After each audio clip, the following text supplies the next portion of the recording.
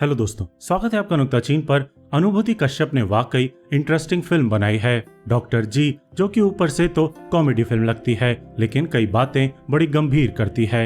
ये कई बॉलीवुड क्लीशेज को मिडिल फिंगर दिखाती है, जेंडर रोल्स को रिवर्स करके इंटेलिजेंटली ह्यूमर क्रिएट करती है और लगभग पूरी फिल्म में ही बड़े सलीके से प्रोग्रेसिव बनी रहती है।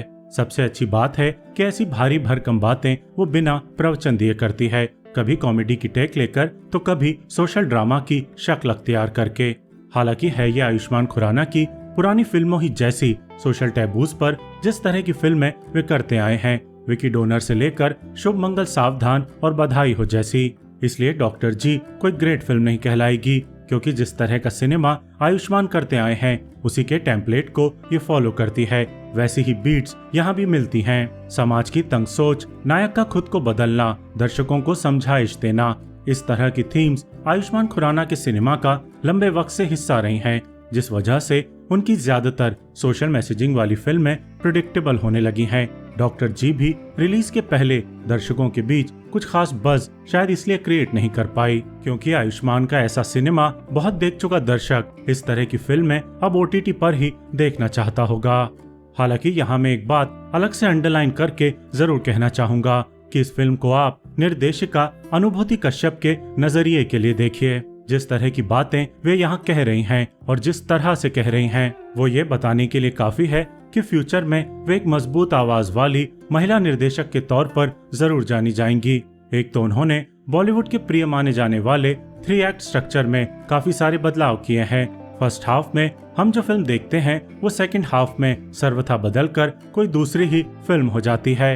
पहला हिस्सा कॉमेडी और सेल्फ अवेकनिंग को समर्पित होता है, तो दूसरे में बेहद गंभीरता से अनुभूति एक बेहद गंभीर मुद्दे से इंटेंस ड्रामा क्रिएट करती हैं। और ताज्जुब की बात है कि दोनों हिस्सों में इतना अंतर होने के बावजूद संपूर्णता में फिल्म एक ही लगती है। ये गियर शिफ्टिंग कहीं से भी झटके नहीं देती। साथ ही वे जिस तरह कैजुअल मिसोजिनी से लेकर सोशल कंडीशनिंग और डेंजरस ग्रूमिंग को अपनी कहानी में शामिल करती हैं, वो भी उनकी गहरी समझ को दिखाता है। लड़का लड़की कभी दोस्त नहीं हो सकते, इस नाम के बॉलीवुड क्लीशे को भी वो जिस तरह ध्वस्त करती हैं, वो देखने लायक चीज है। और ऐसा करने के लिए वो कभी आयुष्मान खुराना के किरदार का सहारा लेती हैं, कभी उसके दूर के रिश्ते के बड़े भाई का, कभी रकुल प्रीत सिंह का, तो कभी शेफाली शाह और शीबा चड्ढा का। अर्थात ये सभी किरदार उस नायक को सही रास्ते पर लाने में मदद करते हैं जो कंजर्वेटिव है और कैजुअल मिसोजिनी का चलता फिरता उदाहरण है।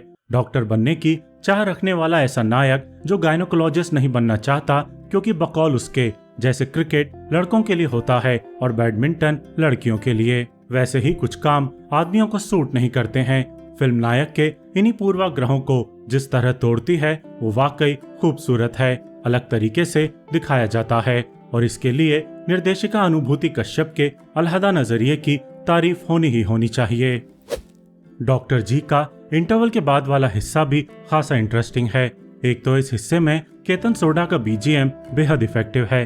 दूसरा, इस हिस्से में जिस तरह आयुष्मान के किरदार के आंतरिक संघर्षों को दिखाया गया है वो वाकई बेहतरीन है। नायक वैसे तो फर्स्ट हाफ के खत्म होते होते ही सही रास्ते पर आ चुका होता है और आयुष्मान खुराना की ज्यादातर फिल्मों में जो क्लाइमैक्स होता रहा है, अनुभूति की फिल्म में वो इंटरवल ब्लॉक है। ये काफी इंटरेस्टिंग स्टोरी टेलिंग है कि नायक हमेशा वर्क इन प्रोग्रेस रहता है, यानी कि जिस तरह की उसकी पुरातन सोच है उससे वो फिल्म के आखिर तक लड़ता है और उसे सुपर ह्यूमन की तरह अनुभूति पेश नहीं करती, बल्कि एक फ्लॉड इंसान बनाकर पेश करती हैं जो इंट्रोस्पेक्शन कर करके धीरे धीरे खुद को बदल रहा होता है। जो मैं अभी कह रहा हूँ वो आपको बेहतर तब समझ आएगा जब आप इस फिल्म का सेकंड हाफ देखेंगे और उस पर थोड़ा ठहर कर विचार करेंगे कि वो ऐसा धीर गंभीर आखिर क्यों है।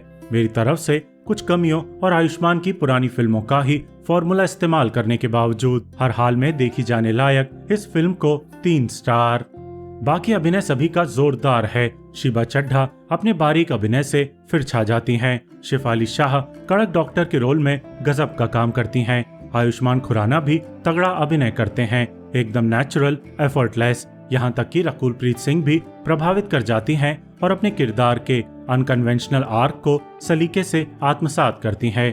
रिव्यू पसंद आया हो तो चैनल को सब्सक्राइब जरूर कीजिएगा। धन्यवाद।